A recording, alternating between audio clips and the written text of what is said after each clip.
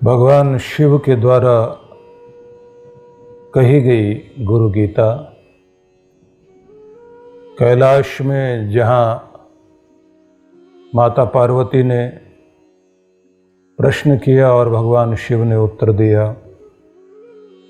जिस कथा का वर्णन सूत जी महाराज ने किया कि ऐसा हुआ था, और उस समय यह वर्णन किया कि जिस समय अनेक तरह की साधनाएं करने वाले, यज्ञ तप, अनेक व्रत और अनुष्ठान करने वाले अनेक अनेक ऋषि लोग इकट्ठे हुए और उन्होंने आकर सूत जी महाराज से कहा कि प्रत्येक व्यक्ति के जीवन में कितना भी ज्ञान आ जाए, लेकिन फिर भी कहीं न कहीं ये कमी रह जाती है कि उस व्यक्ति की प्रगति रुक जाती है।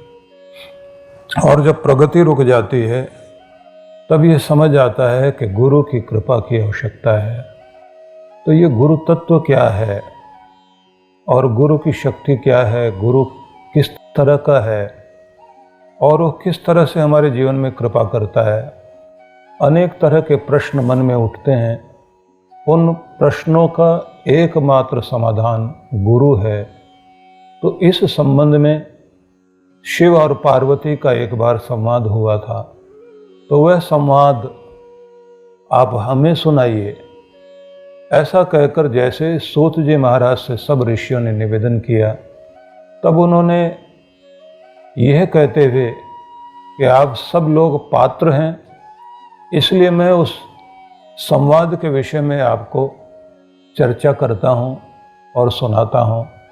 और जैसे ही उन्होंने यह कथा प्रारंभ की तो उसमें उन्होंने बताया कि किस प्रकार से हिमालय के उत्तुंग शिखर पर और जहाँ कल्प वृक्ष के अनेक अनेक फूलों से सुसज्जित एक सुंदर मंदिर जैसा निर्माण किया गया था, वहाँ पर भगवान शिव विराजमान थे और उनकी शक्ति पार्वती माता ने श्रद्धा भाव से उनसे आकर कहा कि मैं दीक्षित होना चाहती हूँ और ये भी जानना चाहती हूँ कि गुरु तत्व क्या है।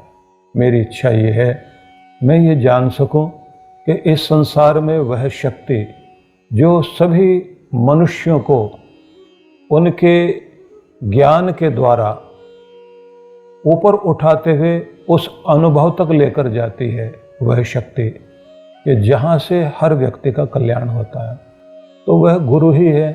आप कृपया मुझे गुरु के संबंध में बताइए। तब भगवान शिव ने ये कहते हुए कि यह बहुत ही रहस्यपूर्ण है, इसको श्रद्धापूर्वक सुनना चाहिए और आप पात्र हैं, इसलिए क्योंकि मैं आपको समझता हूँ, मेरा ही रूप हो, इसलिए मैं इस तत्व के विषय में तुम्हें बताता हूँ। और सूत जी महाराज कहते हैं कि तब भगवान शिव ने माता पार्वती को जो उपदेश दिया था, वह उपदेश तुम वैसा का वैसा सुनो जैसे वहाँ कहा गया था।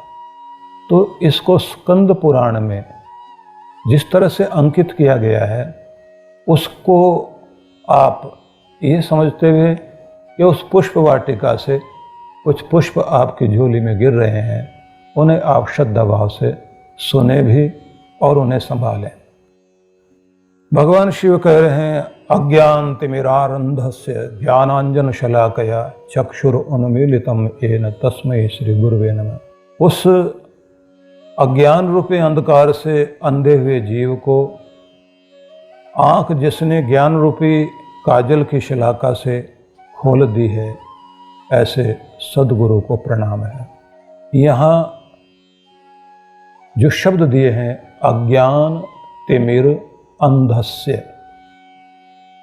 अज्ञान के उस अंधेरे से जिस व्यक्ति की आंखें अंधत्व को प्राप्त हो गई हैं, ज्ञानांजन शलाकया, ज्ञान के अंजन की शलाका से चक्षुर उन्मीलितम, आँखों को जिन्होंने खोल दिया है, दृष्टि प्रदान कर दी है, उस गुरु को श्रद्धापूर्वक नमन करते हैं। तो इन शब्दों पर आप जरा ध्यान दीजिए। अज्ञान तिमिर अंधस्य, अज्ञान के तिमिर मतलब अंधेरे से अंधत्व को प्राप्त। दो तरह की चीजें हैं जो समझने वाली हैं कि प्रत्येक व्यक्ति की आंख में ज्योति यदि नहीं है और कितना भी बाहर प्रकाश क्यों ना हो, व्यक्ति देख नहीं सकता। लेकिन अगर आंखें भी ठीक हों और बाहर अंधेरा हो तो भी व्यक्ति नहीं देख सकता। प्रत्येक व्यक्ति के अंदर उस ज्योति का होना आवश्यक है जिस ज्योति के द्वारा बाहर की ज्योति के साथ हमारा मिलान हो सके और हम देख सकें। तो ये जरा सोच कर देखिए, अज्ञान तिमिर है मतलब अज्ञान का अंधेरा बाहर छाया हुआ है, लेकिन प्रत्येक व्यक्ति के अंदर कुछ न कुछ रोशनी होती जरूर है। हर व्यक्ति की आंखें तो ठीक काम कर रही हैं, लेकिन आंखों में भी कुछ धुंधलापन है, तो इसलिए अंजन लगाने की आवश्यकता है। एक तो बाहर अंधेरा और आंखों में भी कोई किसी प्रकार का ऐसा कोई पर्दा आया हुआ है या कहिए ऐसा कोई दोष आया हुआ है कि आंखें भी ठीक से नहीं देख पा रही हैं। इन दोनों चीज़ों को जो ठीक करे, अंदर के मल विक्षेप को हटाकर हमारी आंखों को भी देखने के योग्य बनाए और बाहर के अंधेरे को भी मिटाए, ऐसा जो अंधेरे से प्रकाश की ओर लेकर जाता है वह सद्गुरु है। तो उस सद्गुरु को प्रणाम करते हैं। त्वम पिता च मे माता, त्वम बंधुस त्वम च देवता, संसार प्रतिबोधार्थम तस्मै श्री गुरुवे नमः। नमन उन गुरुदेव को जो अपने शिष्य के लिए सब रिश्तों को लेकर खड़े हो जाते हैं, पिता के रूप में, माता के रूप में, बंधु के रूप में, इष्ट देवता के रूप में, संसार के सत्य का बोध कराने के लिए प्रेम की उन धाराओं के साथ अपनत्व स्थापित कर लेते हैं कि जिस अपनत्व के साथ हम उनके साथ बंध कर और अपने आप को ईश्वर तत्व की ओर ले जाने में समर्थ होते हैं। कहा गया है कि माता, पिता, बंधु, सखा और इष्ट सब रूपों में सद्गुरु। इसको इस तरह से समझ लीजिए कि हमारे प्रेम की धाराएं जिस ओर बहती हैं और जहां से प्रेम हमको प्राप्त होता है, प्रेम पिता से, माता से, भाइयों से, रिश्तेदारों से, और जिस भी शक्ति को, देवता को इंसान मानता है, उन सब के प्रति व्यक्ति की आस्था होती है, उसका प्यार होता है। तो जहाँ से भी हम जुड़े हुए हैं, हमारे प्रेम के धागे जहाँ भी बंधे हुए हैं, उन धागों का रूप धारण करके वही सब रिश्ते लेकर के जो सामने खड़ा हो जाए और व्यक्ति को उस प्रेम के माध्यम से जो एक शब्द दिया है, संसार प्रतिबोधार्थम, संसार के सत्य का बोध कराने के लिए सब रिश्तों को लेकर, सारे रिश्ते जिसमें एक जगह आकर जुड़ जाते हैं, वह सद्गुरु ही है। उस प्रेम के माध्यम से आपको संसार का सच्चा ज्ञान कराता है। यह सत्येन जगत सत्यम यत प्रकाशेन भाति तत् यदानंदेन नंदति तस्मै श्री गुरुवे नमः। जिसकी स्थिति से संसार की स्थिति है, जिसके प्रकाश से संसार प्रकाशित हो रहा है, जिसके आनंद से सारा संसार आनंदित हो रहे हैं, ऐसे सच्चिदानंद स्वरूप श्री गुरु को नमन है। अभी यहाँ भगवान शिव एक अलग रूप बताते हैं। ये रूप है कि एक पृथ्वी पर विराजमान गुरु और एक सारे जगत में व्याप्त परम सत्ता, वह सबका आदि गुरु। इन दोनों का अपना एक संबंध है। वह संबंध क्या है? सब गुरुओं का गुरु तो परमात्मा ही है। उस परमात्मा से आता हुआ ज्ञान, क्योंकि वही है जो संसार को स्थित किए हुए है, संभाले हुए है। और यह सत्येन जगत सत्यम, जिसके कारण इस जगत की सत्यता दिखाई दे रही है। यत प्रकाशेन भाति तत्, जिसके प्रकाश से सारे संसार में चमक है। यदानंदेन नंदति, और जिसका देवा आनंद ही इस संसार में लोगों को आनंदित करता है। वो गुरुओं का भी गुरु परमात्मा सच्चिदानंद स्वरूप है। वह उसी सच्चिदानंद स्वरूप का प्रतिनिधि बनकर इस पृथ्वी पर जो गुरु है, उस गुरु तत्व को श्रद्धा भाव से नमन। और यहाँ नमन सर्वप्रथम उसे जो परम तत्व, परम शक्ति, परमात्मा इस पूरे जगत में आनंद को दे रहा है, जिसका प्रकाश सारे संसार में प्रकाशित हो रहा है और जिसके कारण ये संसार संभला हुआ है, उसी की कृपाओं को प्राप्त करके सद्गुरु आगे शिष्यों तक उन कृपाओं को पहुंचाता है। तो ये बड़ा सुंदर संदेश है। यस्य ज्ञानादिदं विश्वम न दृश्यम भिन्न मेदतः सदेक रूप रूपाय तस्मै श्री गुरुवे नमः। मैं जो आपको इन श्लोकों का अर्थ सुना रहा हूं, तो इसमें दो बातें जरूर ध्यान में रख लेना कि भगवान शिव जहां गुरु की महिमा कह रहे हैं, वहीं पर यह भी समझा रहे हैं कि जो परम गुरु सच्चिदानंद स्वरूप परमेश्वर, जिसे कहा गया है कि पूर्ववर्ती जितने भी गुरु हुए हैं उन्हें भी ज्ञान देने वाला है, जो परम तत्व है, आदि गुरु जो है, वो तो परमात्मा है।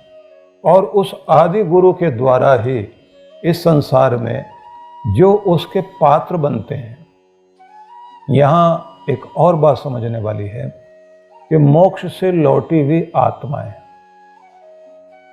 वो जो आप्त पुरुष बनकर इस धरती पर युग का निर्माण करते हैं, समाज को नई दिशा देते हैं, व्यक्ति को जीवन जीने का तरीका देते हैं, उन सबके साथ वह घटना जरूर घटती है कि परमात्मा उन्हें अपना पात्र बना लेते हैं और परमात्मा की वो सारी शक्तियां उनके माध्यम से उन सबको प्राप्त होती हैं जो उनसे जुड़े हुए होते हैं। मतलब गुरु, मोक्ष से लौटी हुई आत्मा और पिता परमात्मा अपने उस पवित्र आत्मा को, जो गुरु बन गया इस धरती पर, जिसको परमात्मा ने चुन लिया।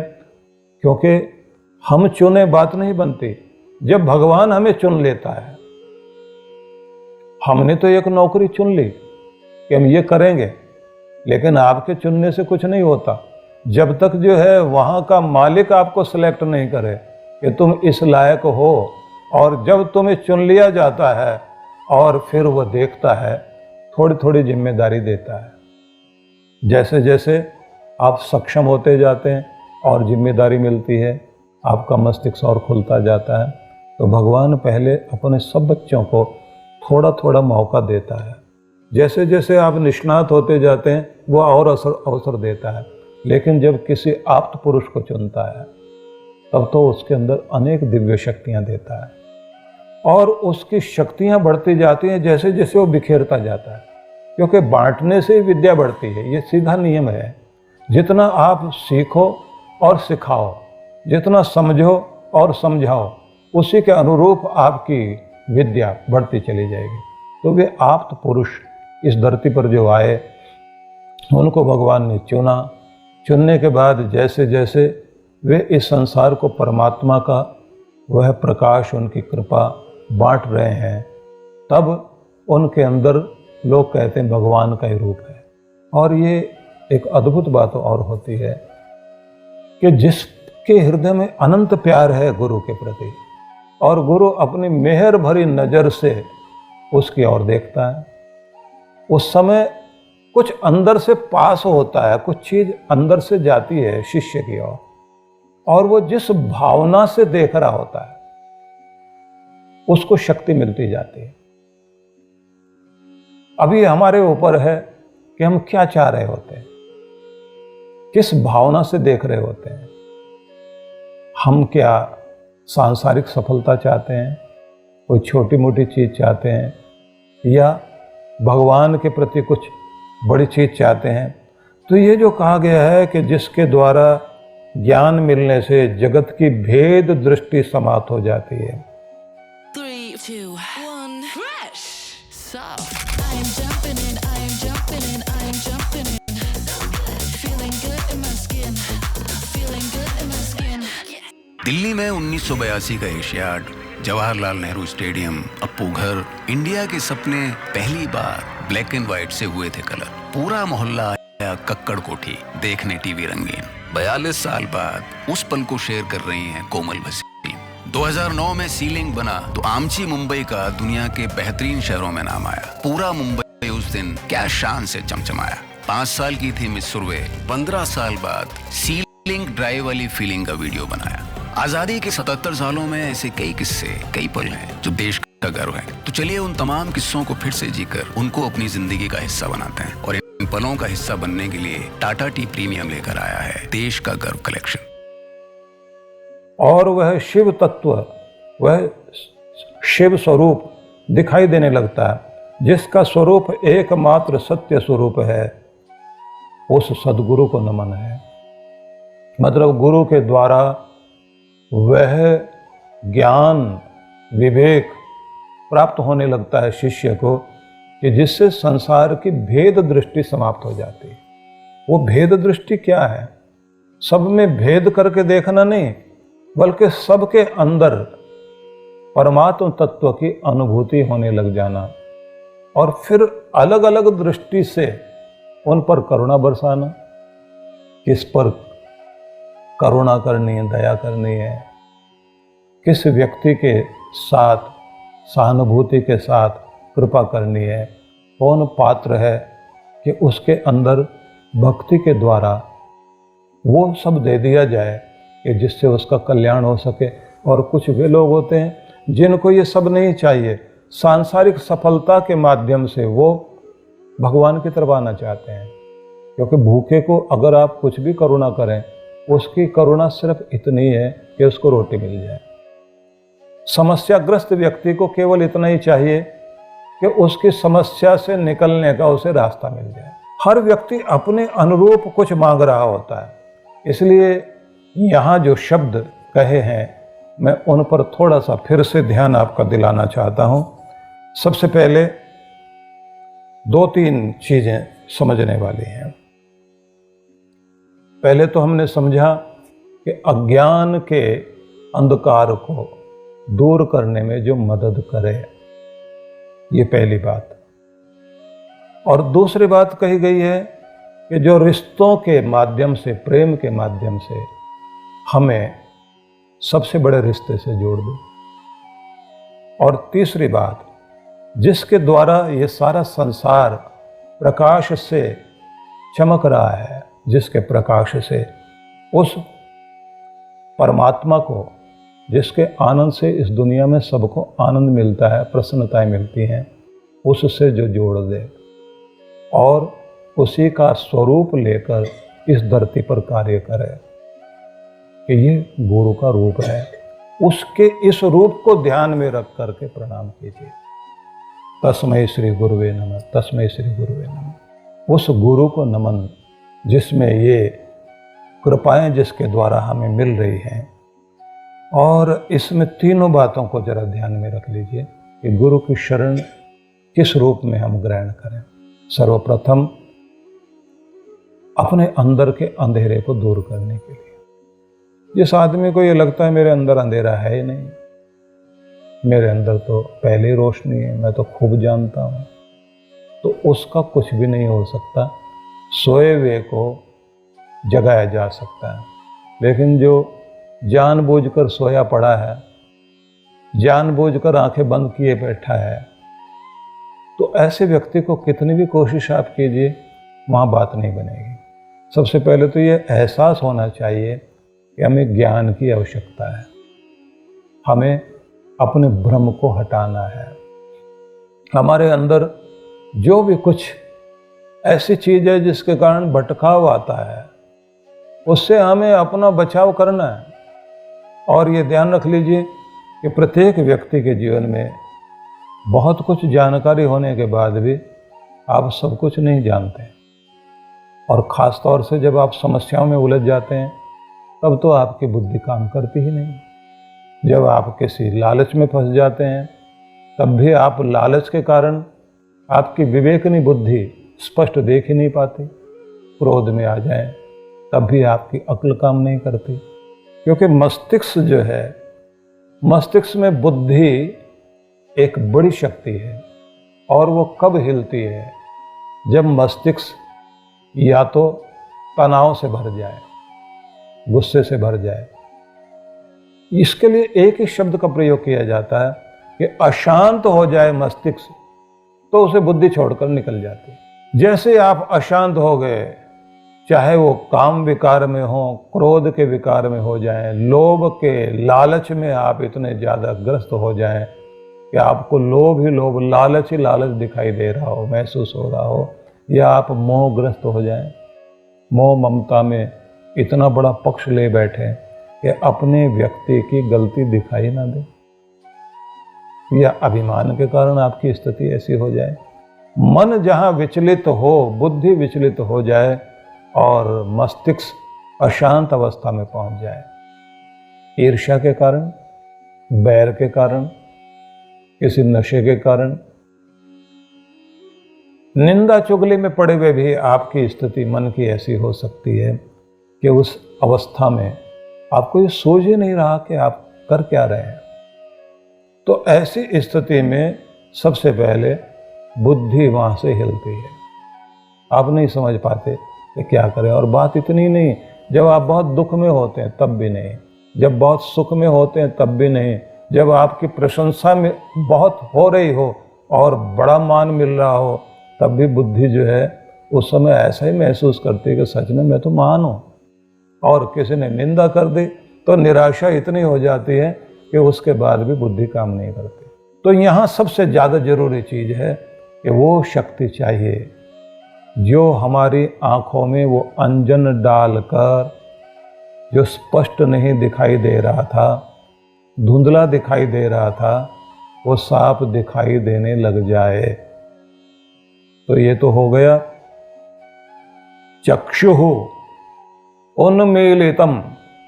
तो चक्षुरुन्मीलितम ये मिलाकर बोला जाता है, विच्छेद करें तो हो गया चक्षुः उन्मीलितम येन, जिसने आंखें खोल दी, हमारे आंखों को खोलने की स्थिति बना दी और बाहर का भी अंधेरा हटा दिया,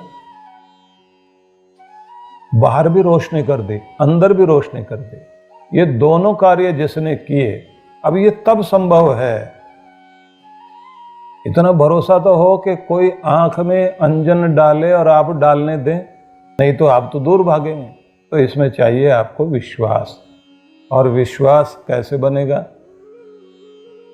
भरोसा थोड़ी देर होता है और आज के समय में बड़ी मुश्किल है, क्योंकि जो विज्ञापन वाले लोग हैं वो अपना विज्ञापन इतने अच्छे से कर लेते हैं, क्योंकि नेता को, अभिनेता को सबके फोटो लगा लेंगे, सबके सामने जाकर के मिलकर आएंगे, फोटो खिंचवाएंगे और बड़े बोर्ड पर साथ में फोटो लगवाएंगे। दिखाई देगा कि नेता भी, अभिनेता भी, दुनिया भर के लोग इनको मान रहे हैं। और जितना ज़्यादा कोई विज्ञापन कर ले तो व्यक्ति कहीं अगर श्रद्धा रखकर जुड़ा भी हुआ है, उसे लगता है कि कहीं हमने घाटे का सौदा तो नहीं कर लिया, इतने महान गुरु सामने दिखाई दे रहे हैं। तो 10 तरह के लॉकेट गले में लटकाने को आदमी तैयार हो जाता है, इधर भी जा रहा है, उधर भी जा रहा है, तब कृपा नहीं होती। विश्वास बहुत बड़ी चीज है और गुरु जन इस बात को बड़ा ध्यान देते थे। एक शिष्य गुरु की शरण में रह रहा है और वो कहता है, गुरुदेव कुछ बात नहीं बन पा रही है, मैं कोशिश तो कर रहा हूँ, मैं सुन भी रहा हूँ, मैं समझ भी रहा हूँ, लेकिन बात नहीं बन पा रही है। गुरु ने कहा, बेटा भरोसा रखो, विश्वास जगाओ और अपनी साधना का नियम बनाओ, कृपा होगी। उसने फिर आकर कहा, बात नहीं बन पा रही। तो गुरु ने कहा, अच्छा एक काम करिए, ये आज एक सेवा करके आओ तुम। एक डिब्बा उन्होंने दिया, उसमें बहुत छोटे छोटे छेद थे, इतने छोटे कि उसके अंदर झांक के देखें तो दिखाई ना दे कुछ भी, लेकिन हवा जाए अंदर। और बंद करके दिया और कहा कि आप नदी पार करके जाना और उस जंगल में जो मेरे अपने एक ऐसे प्रेमी और जिनके प्रति मेरा बहुत ज़्यादा लगाव भी है और वो भी मुझे बहुत मानते हैं, तो उन गुरु जी के पास जाओ और जा करके ये मेरी भेंट वहाँ दे देना। लेकिन शर्त यह है कि इसको बीच में खोल के नहीं देखना, तब तुम्हारी सेवा पूरी होगी। अब उसने डिब्बा लिया और लेकर उसे चला। उस डिब्बे में से कोई चीज हिलती थी और खटखट की आवाज आती थी। तो उसे ये लगे बार बार, गुरुजी इसमें ऐसी क्या चीज भेज रहे हैं और कह रहे हैं खोल के मत देखना। तो मन में बार बार ये विचार जाए, देखना तो जरूर है, समझना तो जरूर है, लेकिन गुरु ने कहा है कि खोलना नहीं। तो इतने दिनों तक मन में संशय आ जाता था, आज गुरुजी ने पहली सेवा दी है, अब खोलना तो नहीं है। अब वो नदी पार कर गया और नदी पार करते समय उसने जहाँ तैरना था वहाँ भी तैरते समय अपनी कमर पर इस तरह डिब्बे को बांध रखा था कि जिससे डिब्बे में पानी ना जाए। और जहाँ उसको उठ के जाना पड़ा तो वहाँ भी उसने सिर पे डिब्बे को रखा, लेकिन उसमें खटखट की आवाज़ होती थी। बार बार मन में आए एक बार खोल के देख लें, लेकिन फिर सोचा नहीं, गुरुजी ने कहा खोल के नहीं देखना। तो जंगल में जैसे वो जा रहा था उसे समझ में आया कि यहाँ से तो गुरुजी का जो मित्र हैं उनका आश्रम निकट ही है, और ये समझ नहीं आ रहा कि इसमें है क्या चीज़। फिर एक बात समझ में आई, अगर मैं खोल के देख ही लूँगा गुरुजी को क्या पता लगेगा, मैं तो जंगल में हूँ और यहाँ तो कोई आदमी भी नहीं है। बस बुद्धि ने जोर मारा और उसने डिब्बा खोल लिया। उसमें चूहा बंद किया हुआ था। चूहा उछल के भाग गया। अब चूहा उछल के भाग गया तो वो वहाँ दूसरा चूहा ढूंढता घूमे कि कोई दूसरा चूहा मिले तो मैं डिब्बे में डालूं और फिर ले जा करके, क्योंकि चूहे चूहे तो एक बराबर ही होते हैं। अब पूरे जंगल में ढूंढता घूमे, चूहा मिला नहीं। आखिर में परेशान होकर खाली डिब्बा ऐसे ही बंद करके उसने सोचा कि उनको भी क्या पता कि मैं डिब्बे में क्या लाया था, खाली भेजा तो ऐसे दे दूंगा। जैसे जाकर वहाँ डिब्बा रखा तो उन्होंने देखा, देखने के बाद बोला, बेटा वो जो इसमें था वो निकल गया क्या? तो उसने कहा कि हाँ गुरुदेव वो तो निकल गया। बोले क्या था उसमें, आपको पता है क्या? तो चेले ने जैसे पूछा कि आपको पता है इसमें क्या था, तो उस गुरु ने कहा कि इसमें विश्वास था ना, जैसे तूने खोला वो निकल के भाग गया। अब जो है द्वार बंद है गुरु के, वहां पहुंच ही नहीं पाएगा। बोले इतना चालाक होता है क्या गुरु? मुझे तो पता ही नहीं था। मैं तो सोचता था कि मैं जो चालाकी कर रहा हूँ उनको क्या पता लगेगा, वो तो वहां बैठे हुए हैं, उनकी आंखें यहाँ क्या काम करेगी। ऐसा लगता गुरु जी तो बहुत चालाक हैं। बोले तू चालाकी कर रहा था ना, जितनी चालाकी तेरे पास है उससे ज्यादा चालाकी वहां है, और जितना भोला तू है उससे ज्यादा भोला तेरा गुरु है, और जितना तो प्रेम वाला है उससे ज्यादा प्यार वाला वो है। वहां की शर्त ही ये है कि प्रवेश तब होगा जब तेरे अंदर विश्वास होगा। अपने गुरु के पास रहकर विश्वास को कभी कमजोर मत कर लेना, टूटने मत देना। अगर विश्वास तेरा है तेरी आंखें भी खुलेंगी और तुझ पर कृपा भी हो।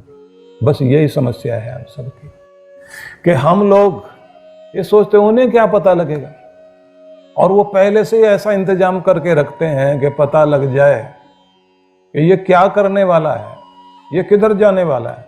इसलिए यहाँ एक एक श्लोक को ध्यान में रख करके आप बढ़ते चले जाइए आगे। फिर उन्होंने कहा कि ये पहली बात हुई विश्वास की, उसके बाद में, क्योंकि इसी के आधार पर वो तुम्हारी आंखें खोलेगा।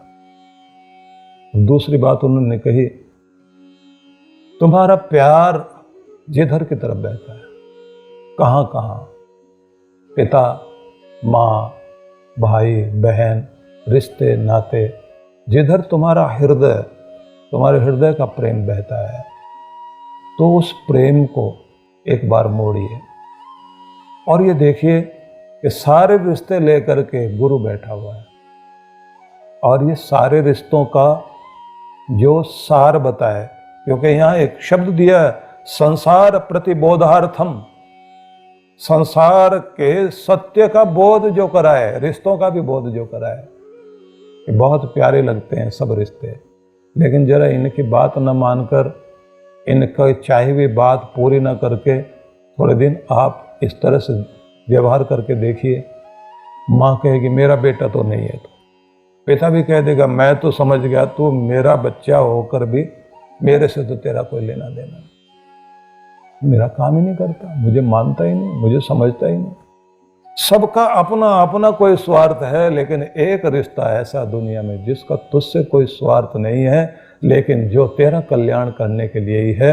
और सारे रिश्ते कहीं ना कहीं जाकर रुक जाएंगे, क्योंकि ये माता, पिता, बंधु, सखा, ये एक दूरी तक ही जा सकते हैं, इससे आगे जाने वाले ही नहीं हैं। लेकिन इस लोक से और उस परलोक तक जो साथ जाएगा वो तेरा गुरु है। उस रिश्ते से जुड़ना, और उस रिश्ते से तुम्हें एक बात समझ में आ जाएगी कि संसार के सत्य का वो बोध कराएगा। अपने माता पिता का मान करना, उनका ध्यान रखना, अपने रिश्ते निभाना, लेकिन सारे रिश्तों से भी बढ़कर एक रिश्ता है तेरे गुरु का, क्योंकि वो तुम्हें जीवन की सच्चाई समझाएगा। इसलिए तस्मै श्री गुरुवे नमः, उस गुरु को, सदगुरु को प्रणाम।